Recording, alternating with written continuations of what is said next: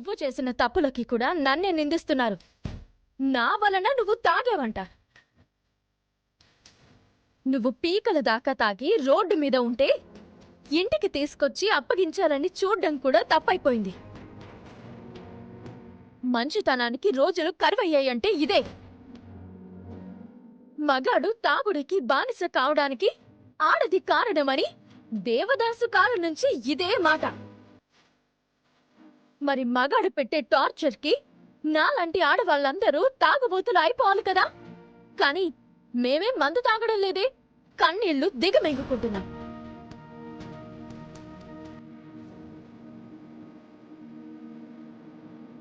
శభాషమ్మా. నీలాగా ప్రతి కోడలు మాట్లాడితే అత్తలకు బుద్ధొస్తుంది. అత్తలందరూ కంట్రోల్లో ఉంటారు. ఏమయ్యా, నేను నీకు ఏం అన్యాయం చేశానని తాగి వాగుతున్నావు? చేయడానికి ఇంకే ఉంది, చెయ్యాల్సిందంతా చేసావు కదా. నువ్వు మూర్ఖుడివి కాబట్టి ఇంకా నన్ను అపార్థం చేసుకుంటున్నావు. అదృష్టవంతుణ్ణి చెడగొట్టలేరు, దురదృష్టవంతుణ్ణి బాగు చేయలేరు అన్నట్టు నువ్వు కూడా అంతే. ఇష్టం వచ్చినట్టు మాట్లాడకు. ఉన్నది ఉన్నట్టు మాట్లాడుతున్నాను.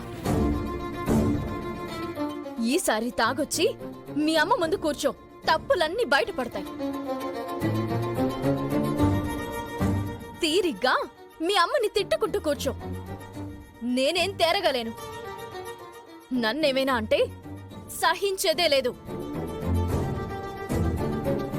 మీ అబ్బాయి తాగుడుకు నన్ను బాధ్యురాల్ని చేశారంటే గనక బావుండదు. మీ అబ్బాయికి మరో పెళ్లి చేయాలనుకుంటున్నారు కదా, ఈ రకంగా తయారు చేసిస్తారా ఏంటి? అలా చేయకండి. నాలాగే దాని జీవితము నాశనం అయిపోతుంది.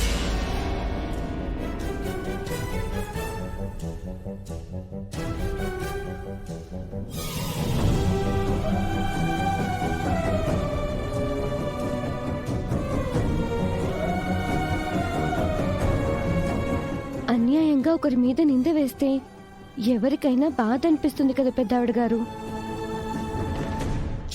చూడమ్మా, ఈ పిల్ల కాకి ప్రతిసారి ఎలా మాట్లాడుతోందో. రేయ్, మీరు వెళ్ళండి. ఇక ఈ విషయం వదిలేయండి. వెళ్ళండి.